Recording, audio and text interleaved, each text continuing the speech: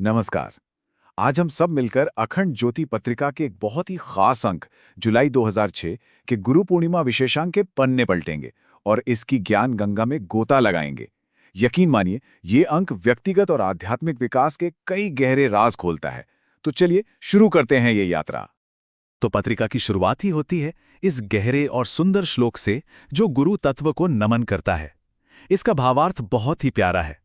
मतलब जिनकी मौजूदगी से ही ये दुनिया सच लगती है, जिनके प्रकाश से ही सब कुछ रोशन है और जिनके आनंद से ही हम सब में आनंद है, उन सच्चिदानंद स्वरूप सद्गुरु को हम नमन करते हैं। तो आज हम इस अंक में क्या-क्या देखने वाले हैं?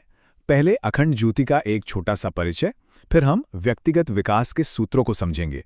उसके बाद आध्यात्मिक दृष्टि और साधना पर बात करेंगे, कर्म और संस्कृति के प्रतीकों को जानेंगे और आखिर में इस पूरे अंक का सार क्या है, इससे हमें क्या प्रेरणा मिलती है, उस पर गौर करेंगे। तो चलिए सबसे पहले खंड की तरफ बढ़ते हैं। व्यक्तिगत विकास के सूत्र। ये वो सिद्धांत हैं जो हमें अंदर से, हमारी जड़ों से मजबूत बनाते हैं। तो पहला ही लेख सवाल पूछता है, स्वस्थ मन का रहस्य क्या है? और जवाब बहुत सीधा है। देखिए, जो लोग जीवन में कुछ कर नहीं पाते वो अक्सर दूसरों में कमियां निकालने लगते हैं, आलोचक बन जाते हैं। लेकिन जिसका मन स्वस्थ है उसे ना तो किसी की निंदा से फर्क पड़ता है, ना ही किसी की तारीफ से। उसे कोई हिला नहीं सकता। इसमें लोकमान्य तिलक का एक बड़ा अच्छा किस्सा है। वो कहते थे कि भाई, निंदा और प्रशंसा दोनों झूठी हैं। सच तो बस इतना है कि मैं एक इंसान हूं और बस खुद को बेहतर बनाने की कोशिश में लगा हुआ हूं। कितनी बड़ी बात है ना? अब जो अगला लेख है उसका तो शीर्षक ही अपने आप में एक बहुत बड़ा संदेश है। प्रतिकूलताएं अभिशाप नहीं, वरदान हैं। मतलब मुश्किलें कोई श्राप नहीं है, बल्कि एक तोहफा है। ये लेख हमें जिंदगी की चुनौतियों को बिल्कुल एक नए अंदाज से देखने के लिए कहता है। देखिए, यहां पर अनुकूलता और प्रतिकूलता के बीच का फर्क कितना साफ दिखाया है। एक तरफ हैं अनुकूल परिस्थितियां, मतलब सुख सुविधाएं, जो हमें अक्सर विलासिता और पतन की ओर ले जाती हैं, और दूसरी तरफ हैं प्रतिकूलताएं, यानी मुश्किलें, जो हमें पुरुषार्थ करने पर, तप करने पर मजबूर करती हैं और इसी से हमारा विकास होता है। जरा सोचिए, अगर भगवान राम को वनवास न मिला होता, अर्जुन को संघर्ष न करना पड़ता, या स्वामी विवेकानंद को इतनी कठिनाइयां न झेलनी पड़ती, तो क्या वे वो बन पाते जो वे बने?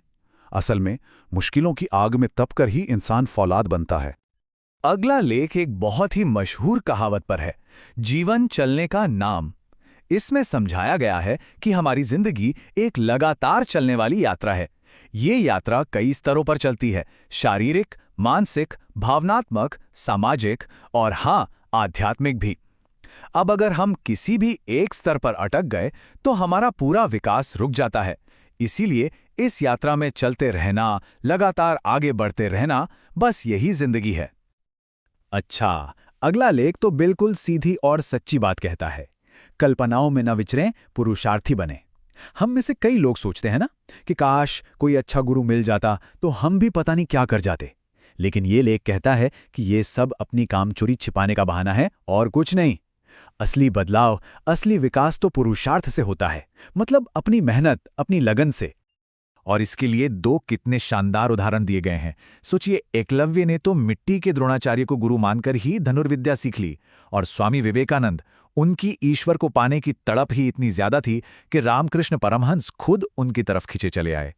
तो संदेश एकदम साफ है, देने वाला तो तैयार बैठा है, लेने वाले में पात्रता होनी चाहिए, सच्ची लगन होनी चाहिए। तो ये तो हुई व्यक्तिगत विकास की बात। अब यहां से हम आगे बढ़ते हैं और एक बड़ी तस्वीर देखते हैं, आध्यात्मिक दृष्टि और साधना की। ये खंड हमें ब्रह्मांड के उन रहस्यों को समझने में मदद करेगा जो शायद हमारी रोजमर्रा की सोच से बहुत आगे हैं। अगला लेख एक बड़ा गहरा सवाल पूछता है, यहां कुछ भी संयोग नहीं। मतलब जो बड़ी बड़ी खोजें हुई, जैसे एक्सरे, पेनिसिलिन या फिर नॉनस्टिक कुकवेयर, क्या ये सब बस अचानक हो गया, एक हादसा था? पत्रिका कहती है, नहीं, बिल्कुल नहीं। ये सारे विचार, ये सारा ज्ञान सूक्ष्म जगत में पहले से ही मौजूद था। बस जब सही समय आया तो वो सही इंसान के दिमाग में उतर आया। ये बात एक बहुत बड़ी डिवाइन प्लानिंग, एक सुनियोजित व्यवस्था की तरफ इशारा करती है ना? अब भक्ति गाथा की बात करते हैं। इसमें भगवान दत्तात्रेय बताते हैं कि जब किसी भक्त को असल में परमात्मा का अनुभव होता है तो वो 3 अवस्थाओं से गुजरता है। पहले तो वो मत्त हो जाता है, एक आध्यात्मिक नशे में, एक जुनून में। फिर उस विशाल अनुभव को देखकर वो स्तब्ध रह जाता है, बिल्कुल हैरान, निश्शब्द। और आखिर में जब सब शांत होता है तब वो अपनी ही आत्मा में रमण करने लगता है। वाह, क्या कमाल की यात्रा है ये भक्ति की। अच्छा, अब एक बहुत ही जरूरी सवाल पर आते हैं, जिस पर अक्सर बहस होती है कि गायत्री उपासना का अधिकार किसे है। ये लेख इस पर बहुत साफ साफ रोशनी डालता है और कहता है कि ये एक सार्वभौम उपासना है, ये सबके लिए है। और इसी बात को समझने के लिए द्विज शब्द का सही मतलब जानना जरूरी है। द्विज मतलब दूसरा जन्म। ये जन्म मां के पेट से नहीं होता, ये होता है कर्मों से, संस्कारों से। जब कोई इंसान अपनी पशु जैसी आदतों को छोड़कर इंसानियत के ऊंचे आदर्शों को अपनाता है, तब असल में उसका दूसरा आध्यात्मिक जन्म होता है, और वही द्विज कहलाता है। तो सीधा सा मतलब यह है कि कोई भी व्यक्ति जो अच्छे कर्मों के रास्ते पर चल रहा है, वो गायत्री उपासना का पूरा पूरा अधिकारी है। तो चलिए अब अगले खंड में चलते हैं, जहां हम देखेंगे कि कैसे आध्यात्मिक विचार हमारे कर्मों और हमारी संस्कृति के प्रतीकों में झलकते हैं।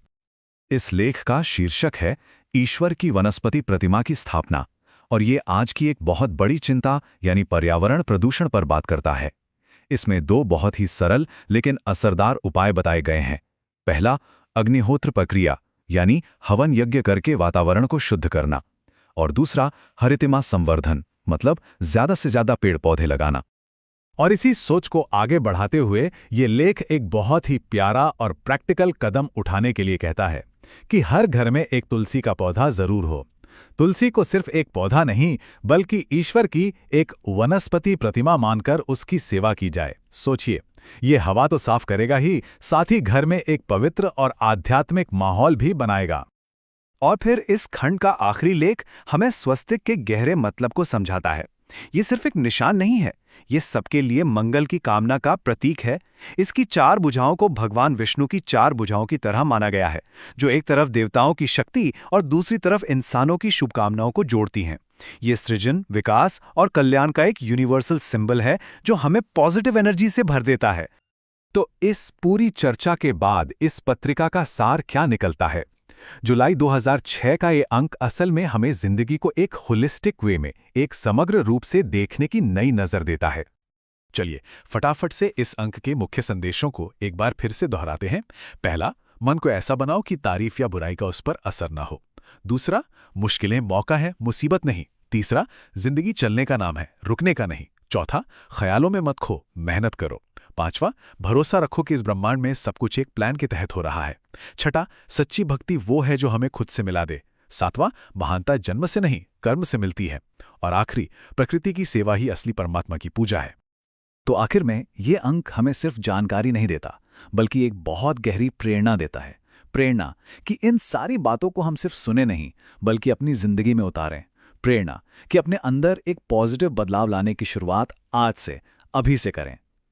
तो सवाल बस यही है कि हम इस प्रेरणा को अपनी जिंदगी का हिस्सा कैसे बनाएंगे।